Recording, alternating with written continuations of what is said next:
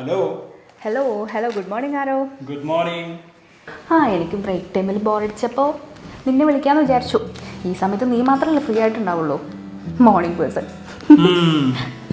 Best. അപ്പം നിന്റെ break time entertainment ആക്കാനാണോ എന്നെ വിളിച്ചത്? ബിസി ഷെഡ്യൂൾ അല്ലേ, കുറച്ചൊക്കെ എൻ്റർടൈൻമെൻറ്റ്സ് വേണ്ട ലൈഫിൽ. ഓ പിന്നെ വേണം വേണം.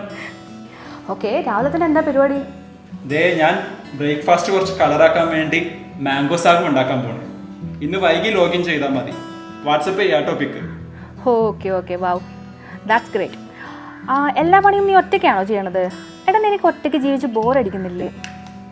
എനിക്കിതുവരെ അങ്ങനെയൊന്നും തോന്നിയിട്ടില്ല. നിനക്ക് അച്ഛനും അമ്മയുടെയും കൂടെ ജീവിച്ചൂടെ?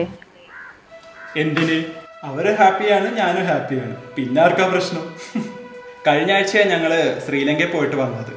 പിന്നെ ഇടയ്ക്കിടയ്ക്ക് വീട്ടിൽ പോകും.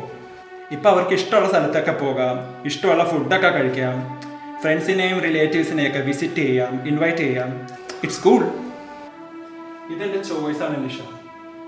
എനിക്ക് എൻ്റെ ഫ്രീഡം, ഫ്ലെക്സിബിലിറ്റി, തീരുമാനങ്ങൾ എല്ലാം സ്വന്തമായി എടുക്കാം. അതിന് സിംഗിൾ ലൈഫ് തന്നെയാണ് നല്ലത്.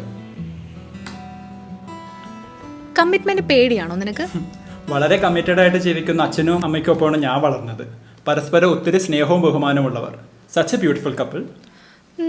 എന്നിട്ടും ഒരു പാർട്ട്ണർ വേണ്ടെന്ന് വെച്ചാൽ ഇനി വല്ല ലവ് ഫെയിലർ ഉണ്ടോ? ഇന്നത്തെ നിന്റെ ബ്രേക്ക് ടൈം മൊത്തം എന്നെ ഇന്റർവ്യൂ ചെയ്യാൻ തീരുമാനിച്ചിരിക്കുകയാണോ? അങ്ങനെയെങ്കിൽ അങ്ങനെ, നീ ഉത്തരം പറയൂ ആരോ. ലവ് ഫെയിലിയർ ഒന്നുമല്ല, പ്രണയമൊക്കെ ഉണ്ടായിരുന്നു. അത് ക്യാമ്പസിൽ വെച്ച് തന്നെ തീർന്നു.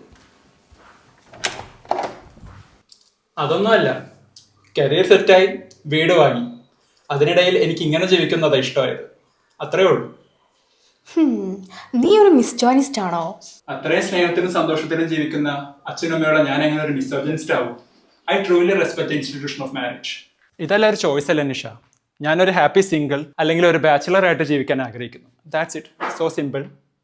ഫാമിലി ഫംഗ്ഷൻസിനൊക്കെ പോകുമ്പോൾ റിലേറ്റീവ്സ് ഒന്നും ചോദിക്കാറില്ലേ? നിനക്കറിയാലോ, ഞാൻ അങ്ങനെ അധികം ഫാമിലി ഫംഗ്ഷൻസിനൊന്നും പോകാറില്ല. സമയം കിട്ടാത്തതുകൊണ്ടാണ്. പിന്നെ എന്നെ കാണുമ്പോൾ കൗതുകത്തോടെ ചോദിക്കുന്നവരെയൊക്കെ ഞാൻ ഡീൽ ചെയ്യും. എടാ, നിനക്ക് ഈ ലോൺലിനെസ്, ഒറ്റപ്പെടൽ, നിരാശയൊക്കെ തോന്നുന്നില്ലേ? ഭർത്താവ് 2 കുട്ടികളുണ്ടായിട്ടും എനിക്ക് ഭയങ്കര ഒറ്റപ്പെടൽ ഫീൽ ചെയ്യാറുണ്ട്. തോന്നും ഇടയ്ക്ക്. ഞാൻ അത്ര മൈൻഡാക്കാറില്ല. പിന്നെ കുറേ നാളായിട്ട് വളരെ ചിട്ടയില ജീവിതം. രാവിലെ എഴുന്നേക്കുന്നത് മുതൽ രാത്രി കിടക്കുന്നത് വരെയും ഫുൾ പ്ലാൻഡാണ്. ഈ ഡിസിപ്ലിൻ ഒത്തിരി ഹെൽപ്പ് ചെയ്യും. കഴിഞ്ഞില്ലേ നിൻ്റെ ഇൻ്റർവ്യൂ? കഴിഞ്ഞ 7 വർഷമായിട്ട് എനിക്ക് നിന്നെ അറിയാമാരും. ഈ പെൺകുട്ടികളോട് റെസ്പെക്റ്റ് ഇല്ലാതെ ഇതുവരെ ബിഹേവ് ചെയ്തിട്ട് ഞാൻ കണ്ടിട്ടില്ല. ഈവൻ ഇത്ര അടുപ്പുള്ള എന്നോട് പോലും അനാവശ്യമായിട്ടോ എനിക്ക് അൺകംഫർട്ടബിൾ ആവുന്ന രീതിയിൽ നീ ബിഹേവ് ചെയ്തിട്ടില്ല. യു ആർ എ ബ്യൂട്ടിഫുൾ മാൻ ആരോ.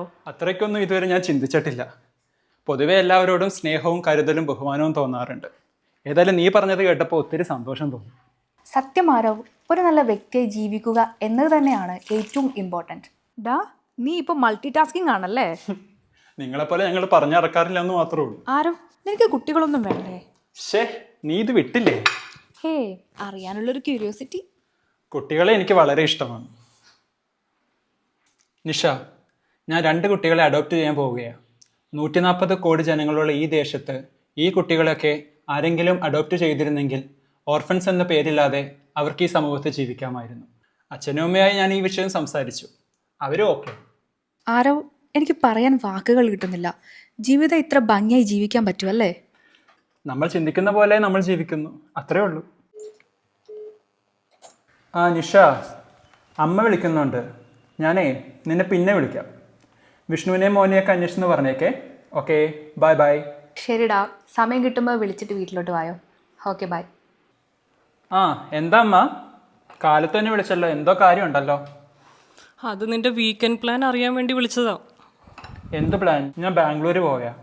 അതെന്തിനാവോ? ചുമ്മാ ഒന്ന് കറങ്ങിയിട്ട് വരാമെന്ന് ഓർത്ത്. ഓക്കെ, എന്നാൽ ഞങ്ങളും ഒരു പ്ലാൻ ഇട്ടിട്ടുണ്ട്. എന്താ? അച്ഛനും ഞാനും കൂടി 2 ദിവസം വാഗമൺ ട്രിപ്പ്. അമ്പോ. പിന്നെ നിനക്ക് നമ്മുടെ കലേശങ്കളിന് ഓർമ്മയില്ലേ? പിന്നെ കലേശങ്കളും വൈഫും ഉണ്ടാവും. 2 ദിവസം ഞങ്ങൾ അടിച്ചു പൊളിച്ച് ഹാപ്പി ആയിട്ട് എൻജോയ് ചെയ്ത് വരും. അപ്പം ഞാനില്ലെങ്കിൽ നിങ്ങൾക്ക് വേറെ ടീമൊക്കെ ഉണ്ടല്ലേ? അല്ലാതെ പിന്നെ നീ ഇപ്പം തിരക്കായി പോയില്ലേ? ഒന്നും പറയണ്ട, ഫുൾ തിരക്കാ. അതാ ഞങ്ങൾ വേറെ പ്ലാൻ ഇട്ടത്. എന്തായാലും പോയി അടിച്ചു പൊളിച്ചിട്ട് വാ. Have fun. നീ ബാംഗ്ലൂർ ഒറ്റയ്ക്കാണോ പോകുന്നത്? ഞാൻ ഒറ്റക്കാ പോകുന്നത്. അതവിടെ നിൽക്കട്ടെ.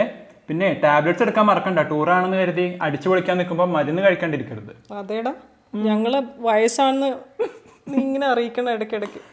നിങ്ങൾ യങ് കപ്പിൾസ് അല്ലേ, പോയി അടിച്ചു പൊളിച്ചിട്ട് വാ. അതെ, അപ്പൊ നീ സൂക്ഷിച്ചൊക്കെ പോ. Sure sure. ഇടയ്ക്ക് ഞാൻ വിളിക്കും, ഫോൺ എടുക്കാം. എടുത്തില്ലെങ്കിൽ ശരിയാവില്ല കേട്ടോ.